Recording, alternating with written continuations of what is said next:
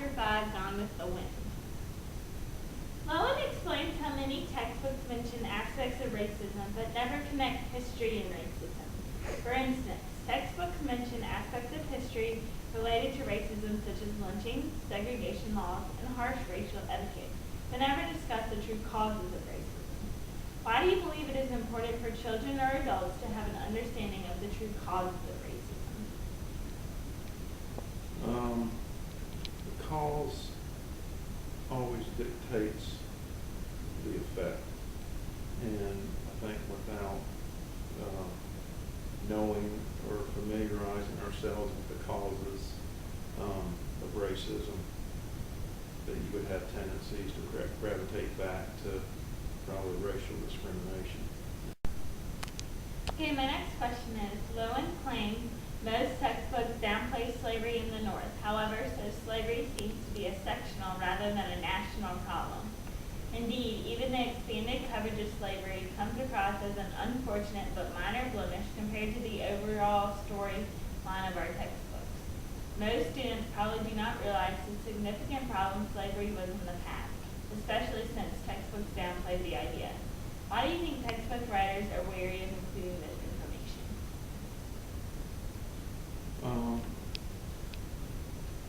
Probably because of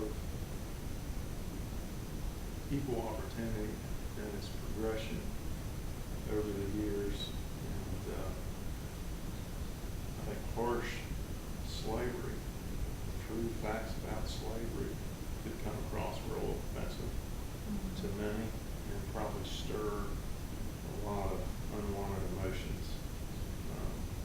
What do you think? How do you think? Kids in the classrooms. Yeah. And even to the point of retaliatory types of thoughts. So you have to be real cautious in what they write about. Okay, so my next question is, Lowen describes how some history books describe slaves' conditions positively. A textbook called American History states they were usually given adequate food, clothing, and shelter. The textbook goes on to further note that slaves had absolutely no rights. Their owners had complete control over their lives, and slavery was almost literally inhumane. Why do you think textbooks have attempted to portray slavery in both a positive and a negative light? I think you probably need to define adequate. And I think adequate, is it related to food, shelter, clothing? It was used to temper, that word was probably used to temper those masters and owners who were very harsh on their slaves. But at the same time, I'm sure there were slave owners who actually did treat their slaves well. So they're probably covering both spectrums. So, in returning to this question, do you think that it's not really portraying it in a positive light, but more of neutrality? It probably comes across that way, but I think you probably have two varying groups, as I said, one being those slave owners who knew that they were inhumane in their actions if they were treating their slaves poorly, and then those others that actually didn't care and they thought that they were superior, and the only reason they gave their slaves what they needed is so they could be profitable and be advantageous to them. Okay, my next question is, Lowen claims that textbooks today will attempt to argue that almost anything but slavery, differences over tariffs, internal improvements, the conflict between the agrarian South and the industrial North, and states' rights led to secession. It was not until the aftermath of the civil rights movement that many authors started to agree with Abraham Lincoln's belief that slavery was the cause of the war. Why do you think we as a nation initially failed to admit slavery as the main cause? I think it was too for economic stability probably was the main reason. These owners were profitable when they had slaves, and they didn't want to jeopardize that.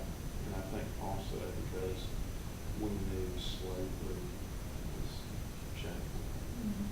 I'm going to tell you some shocking facts regarding slavery in the United States, and I want to hear your reaction to each of these facts or all of the facts holistically. So number one, George Washington and Thomas Jefferson owned slaves. Lowen notes that Jefferson had enslaved 175 human beings at the time he wrote the words, life, liberty, and the pursuit of happiness. Textbooks describe Jefferson in this way. Today, Jefferson remains a puzzle for historians. The author of some of the most eloquent words ever written about human freedom was himself the owner of slaves. I think if I remember, Thomas Jefferson, most of the presidents were God-fearing men. And of course, many of those past presidents owned slaves, but I think they probably treated their slaves humanely because they knew, because of their faith and their accountability one day. So they were not like the person that the master who was harsh on their slaves, but I think they were humane. They treated their slaves humanely.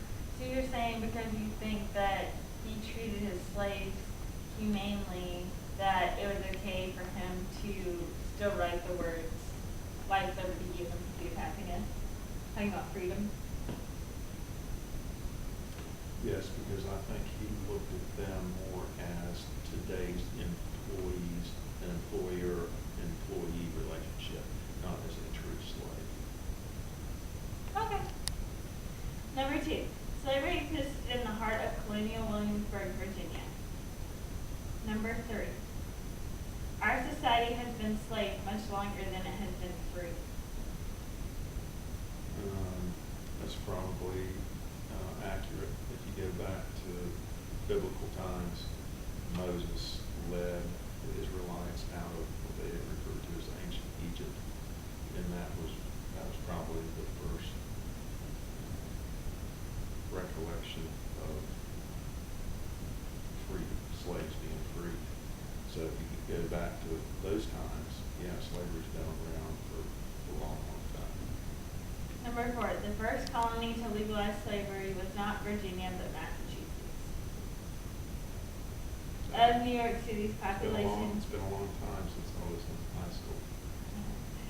Of New York City's population of 7,000, 1,600 were African Americans, most of them being slaves. Okay. That's interesting. Growing up, did you always think that there were slaves only in the South, or did you realize there were slaves in the North? I thought probably just from old textbooks in high school that it seemed like those books always talked about slavery in the South on plantations. Yeah. Yeah. For some reason, I do remember maybe very minimally discussions of slavery in the northern states, but mainly in the South. And then number six, Wall Street was the marketplace where owners could hire out their slaves by day or week.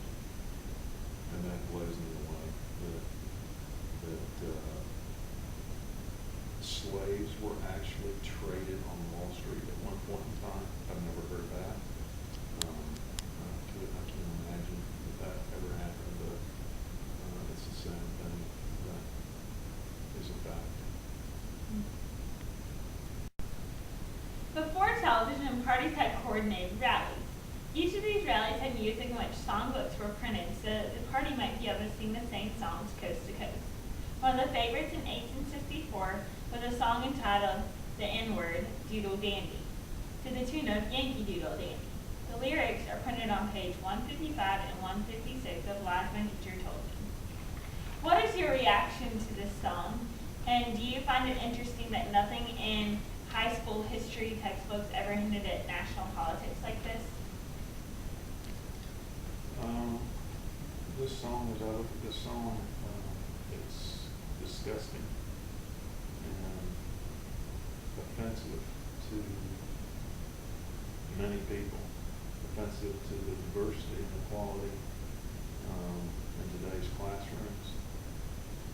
And I would suspect it was probably written, well, people on this ballot, it's the word horrible. It was probably written just after the Emancipation Proclamation, because people were looking at this and they just didn't want to, these masters, these slave owners, didn't want to let slavery go. And it was still, to this day, I think probably some people still would say these words and not have a problem with it. Yeah. So. Okay. Is there anything else that strikes you about the song? I have read in the past that the word Negro and or slave for a lot of these masters, they thought of these people as so low that they used the N-word to refer to these slaves or Negroes. They wouldn't even use the word slave or Negro, and that is so inhumane and totally just hard. Is there anything in your lifetime that you could connect to this song? Actually, yeah.